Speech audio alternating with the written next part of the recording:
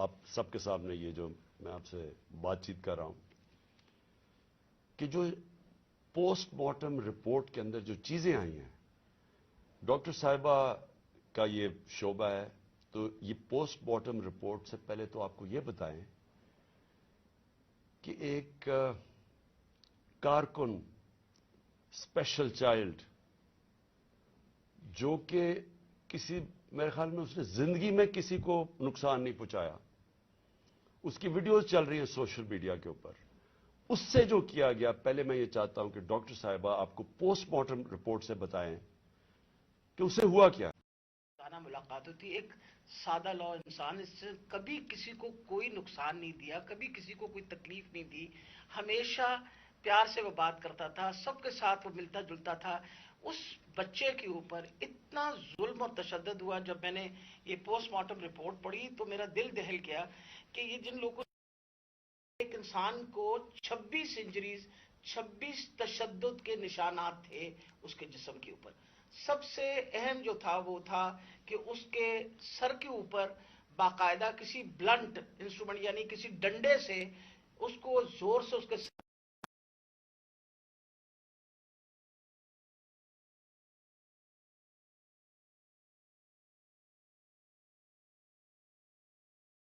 ساتھ اس کے جو جسم کے اوپر انہوں نے تشدد کیا، خاص طور پہ پیٹ کے ایریا میں، تو اس کی وجہ سے اس کی تلی اور اس کا جو جگر تھا وہ بھی پھٹ گیا، اور اس کی وجہ سے انٹرنل ہیمریج شروع ہو گئی،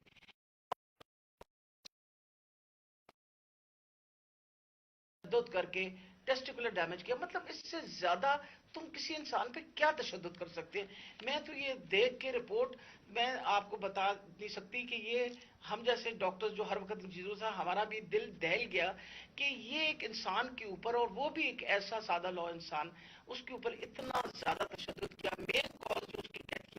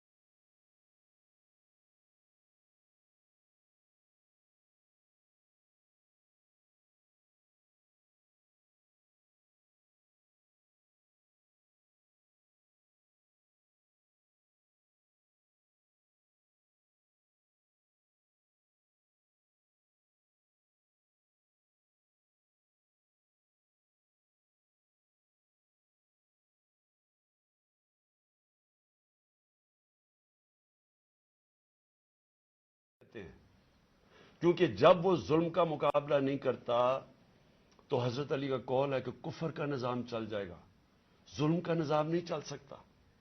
یہ ہمارے نظام کے اوپر یہ جو ڈاکٹر صاحبہ نے ابھی پڑھ کے سنایا ہے، میں آپ کو یہ یقین دلاتا ہوں کہ یہ سب آپ سمجھ لیں، اگر ایک قوم اس کے اوپر اپنی آواز بلند نہیں کرے گی، اور جو کمزور ترین جہاد ہے کہ زبان سے اس کے خلاف نہیں بولے گی، تو یہ قوم کو جینے کا حق نہیں دیتا اللہ۔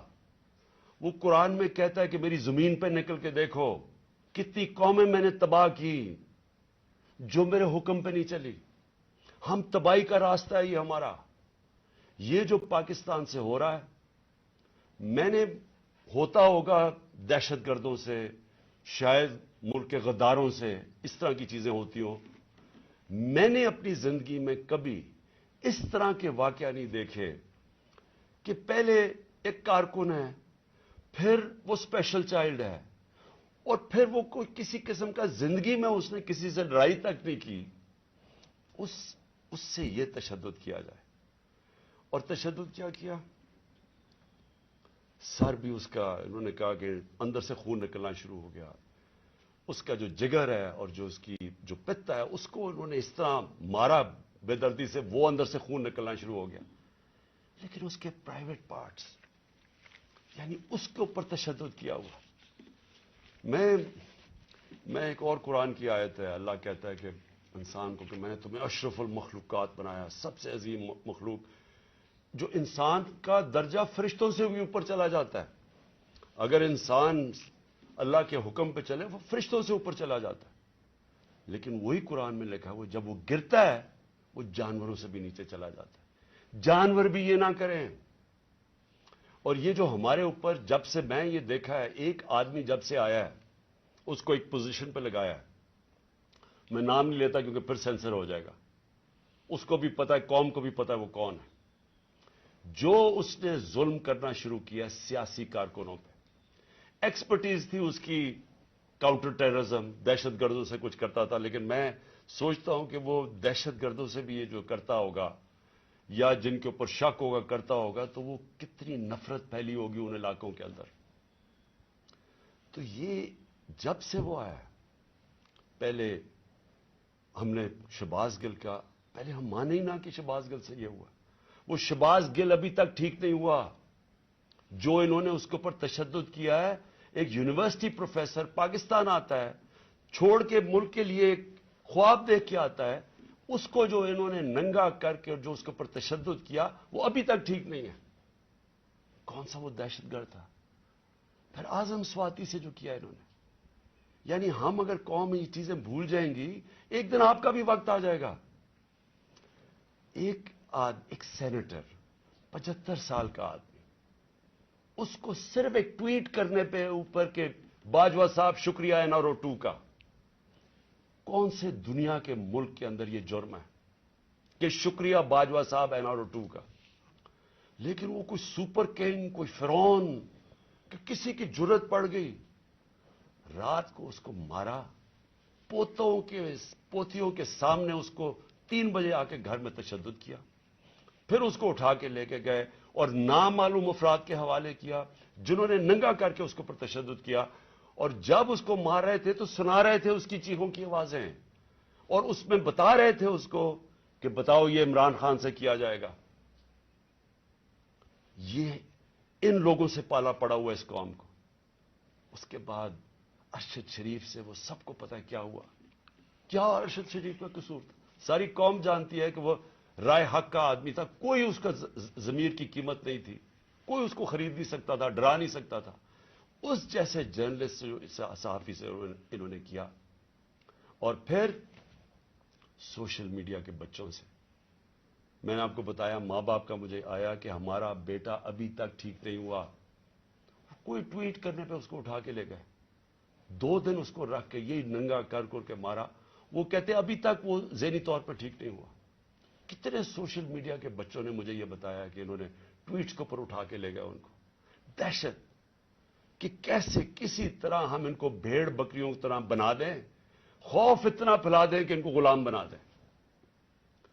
اور پھر صحافیوں کے اوپر ان کو ذلیل کرنا، ان کو یعنی عمران ریاض کو پکڑ کے اس کو جیل میں 4 چھوٹے سے کمرے میں بند کر دیا، گندے سے کمرے میں.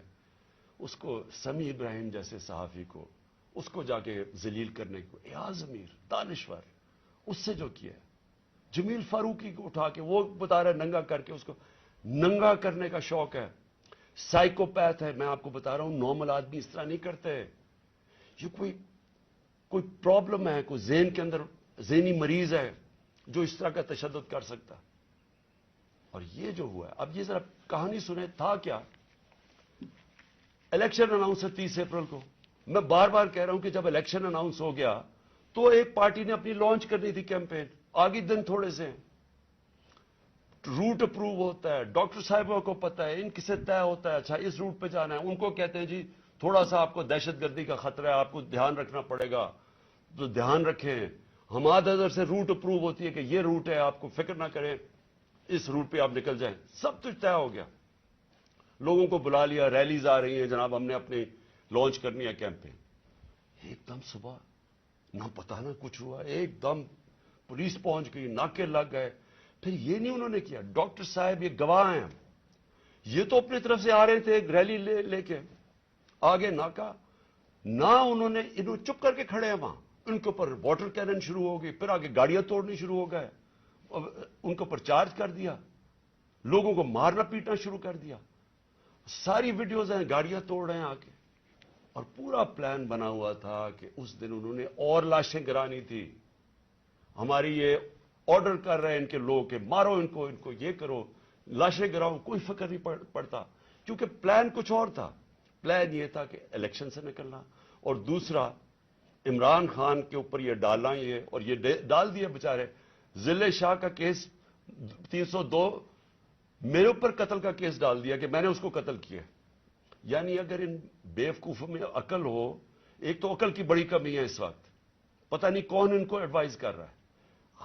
आप मारते हैं, सारी कौम देख रही हो, फिर मैं अपने उस और कत्ल किसे करूंगा? जिले शाह को। यानी जिस तरह मैंने बड़े जिंदगी में कत्ल किए हैं, और जिस तरह 26 साल में हमने बड़े कई लोगों को कत्ल करवाया, सारी हमारी पुरअमन रही है।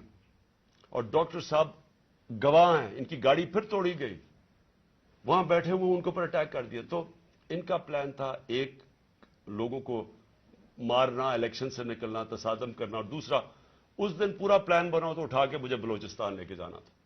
यह प्लान था। अब मैं अपनी कौम के सामने 2-3 चीजें रखना चाहता।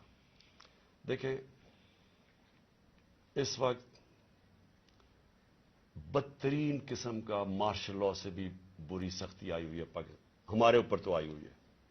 वो दूसरे जो मर्जी करते फिरे, पुलिस एस्कॉर्ट उनके टैक्स पेयर के पैसे पे वो अपनी कैंपेन कर रही है, कोई पूछने वाला नहीं है, बल्कि पूरी मदद की जा रही है।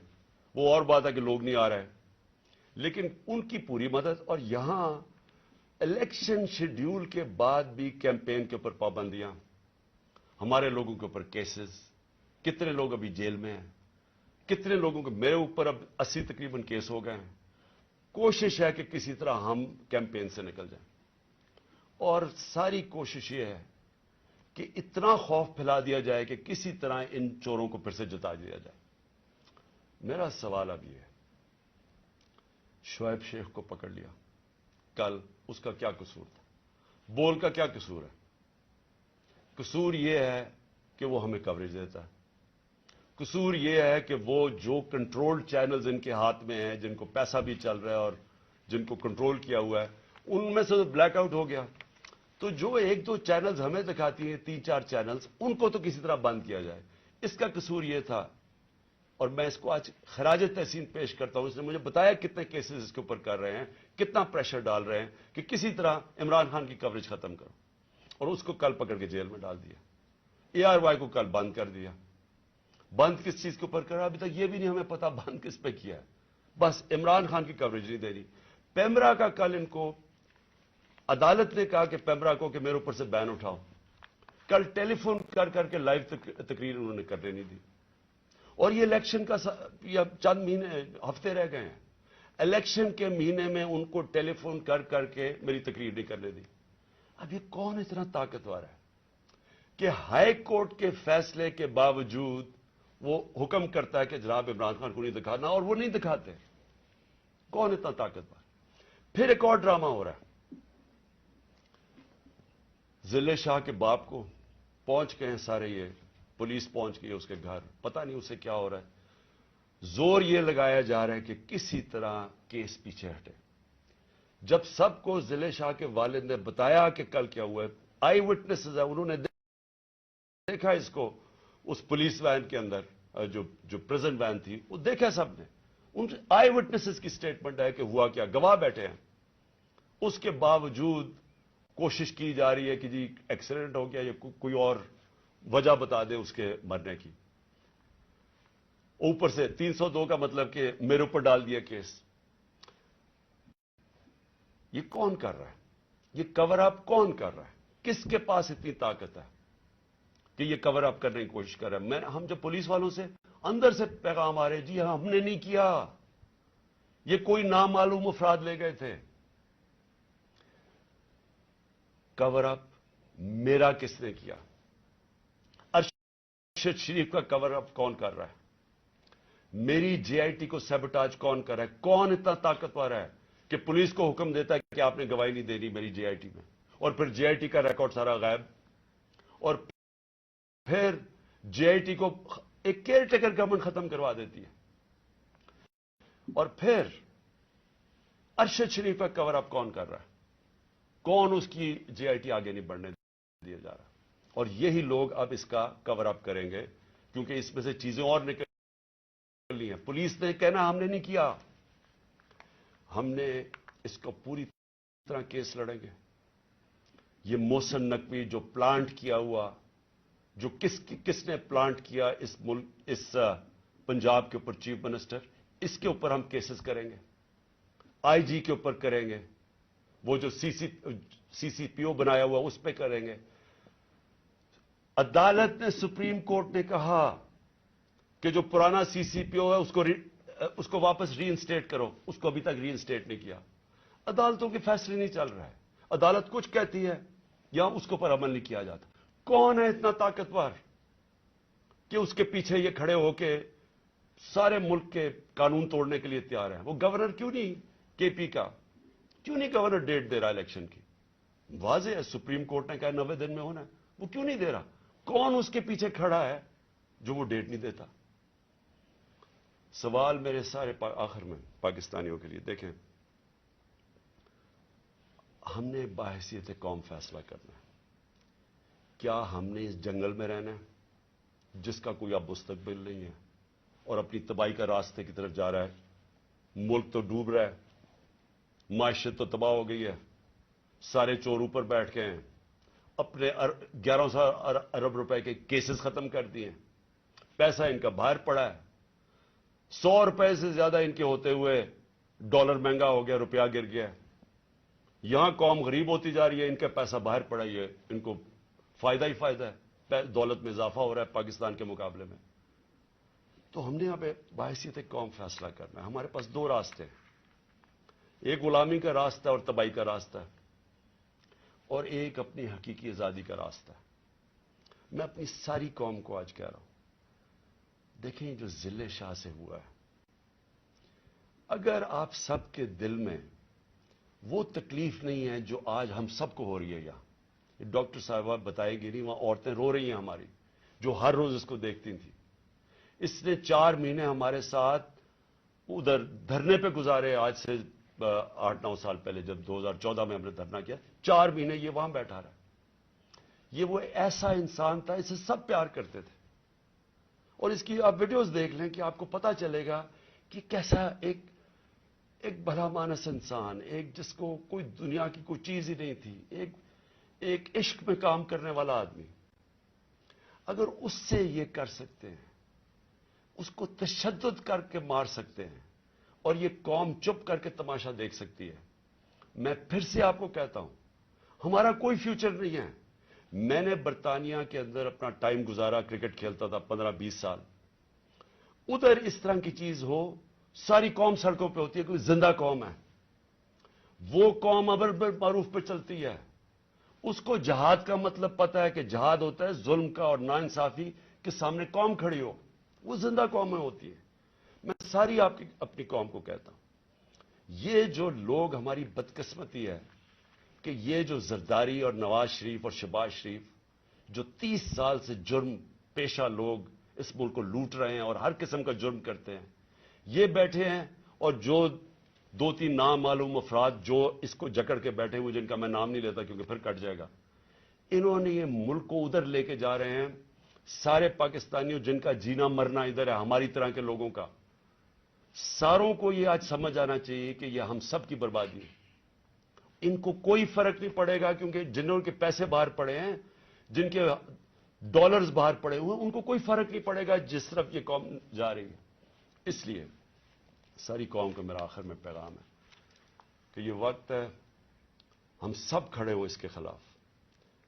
मैं जो इन्होंने किया परसों, यानी जो जुल्म की इंतहा की, सारी कौम के ऊपर है ये। हमारा जुर्म क्या था? आप अगर कोई जुर्म भी ना करें, आइन और कानून के बीच में चलें, और फिर आपके ऊपर डंडे बरसाएं, लोगों को मारें, गाड़ियां तोड़ें और कत्ल कर दें, ایک وہ انسان یعنی جس کو شاید اتنا تکلیف نہ ہوتی اوروں کی جتنی اس کی ذل شاہ کی تکلیف ہے. میں ساری قوم کو آج کہتا ہوں کہ آپ سب تیاری کریں. ہم نے اس حقیقی آزادی کی جہاد میں ہمیں سب کو تیار ہونا چاہیے کہ ہماری جان بھی چلی جائے لیکن ہم نے اب پیچھے نہیں ہٹنا. پاکستان زندہ باد.